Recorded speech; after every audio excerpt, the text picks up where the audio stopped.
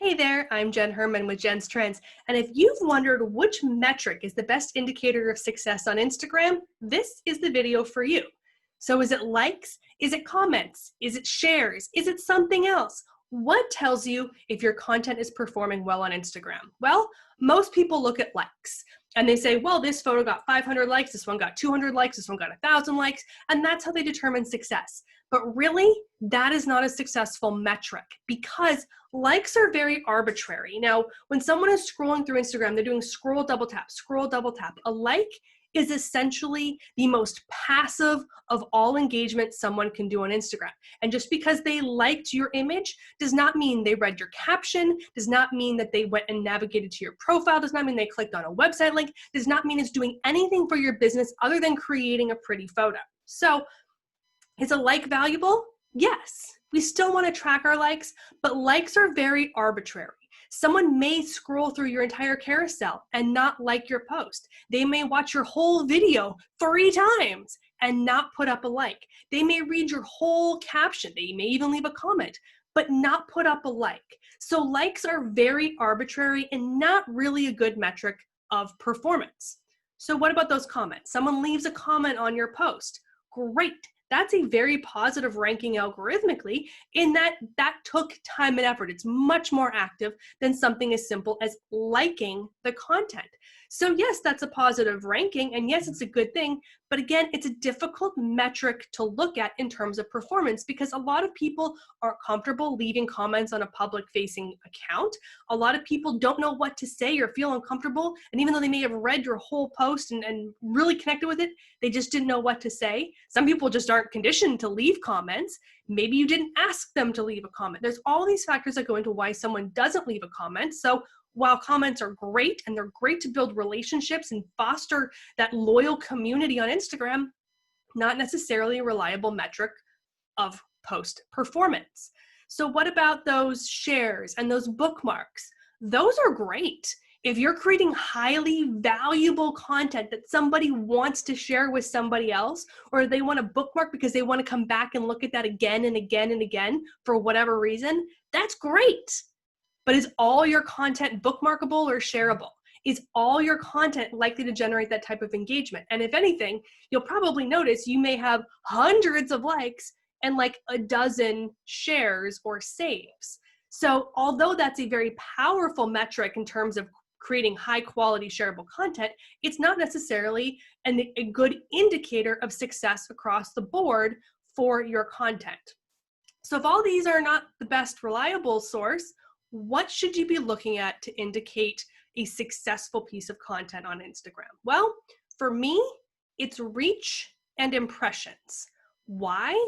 Because the way Instagram works is it's based on how people interact with your content as to how often they see your content. Meaning, if you constantly ignore my content when Instagram shows it to you, they stop showing it to you because they learned you don't like my content and I will rank lower and lower in your feed. However, if you always interact with my content when I post something, I will be at the top of your feed. This is individual. It's not based on popularity. What everyone else is doing has no significant impact on how you interact with my content.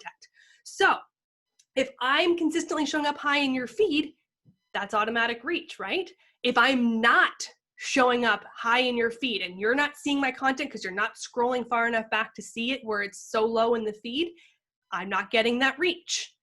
So for me, reach is that indicator of success, meaning if I have high reach per post, that means my content is showing up in front of more of my audience. The more of my audience that is seeing it, the more I know that content is working. Whether they scrolled through a carousel, they read the caption, they liked it, they commented, they shared it, they bookmarked it, whatever it is they did, they saw it. And by seeing it, I know that means my content is ranking in their feeds. That is why I care about reach. So if I have, let's say an audience of 2,000, if I have an average reach on my posts of 1,000, that means on average, 50% of my audience is seeing my content. That becomes my benchmark. But then if all of a sudden I have a post that got a reach of 1,500, why? What was so different about that post? What made that post perform that much better? And what if I got a post that only had a reach of 500? why? What did I do wrong? Because most of the time it's going to be because you did something wrong, regardless of what you think you did. Why is your content going off from your standard? If you're normally getting 1,000, why would one not perform well? Or why would one perform exceptionally well? Look and see what's doing really well. Did you do something different in terms of the content, in terms of the layout, in terms of the caption, in terms of when you posted? Did you do a carousel versus a non-carousel? What was it? And how can you recreate that to get more of that higher performing reach with more of your content going forward? Now within reach, we can break it down even more. If you go into your Instagram insights for your business or creator profile, you can see where your reach comes from. So you can see it came from your profile, it came from the feed, it came from hashtags, all these different places where people saw that piece of content. So where is that reach coming from? Again, let's say you have that 2,000 audience and you have an average reach of 1,000. Well, if you're getting an average reach of 1,000, and then let's say you're getting on top of that, you're getting 500 coming from hashtags, that means 500 non-followers saw your content in search. That means that's good performing content. You've got that much more reach and exposure from hashtags and people seeing your content that didn't see you before, which probably led to more profile visits, more follows, that sort of thing. But if you're only getting 10 or 20 views from hashtags, we need to revisit your content strategy for hashtags in order to get that hashtag view up, because again, the more views we get, the more reach and impressions we get, the better performing our content is. And Instagram is looking at that metric as well. We want high performing content.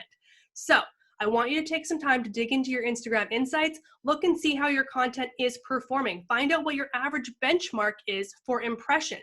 And if your impressions are not high, we need to work on your content strategy. We need to figure out what's working for your audience, how you can give them more of what they want so that you can start to reprogram the algorithm to show them the content that you're creating, which is what they want. When you give your audience what they want, they will interact with your content. In the long run, they will give you what you want, which is sales. But if they're not seeing your content, you're not going anywhere. So reach is what I deem the most important metric for success on Instagram. If you want help with understanding how to measure this and how to work on your content strategy so we can get your reach up, I would love the chance to work with you. Feel free to shoot me an email at Jenn, Jenn, at jenstrends.com, or go to my website, jenstrends.com, and you can find out more information about me and how to work with me so that we can build your strategy for success and get those reach and impressions up on your Instagram account. I will see you in the next video.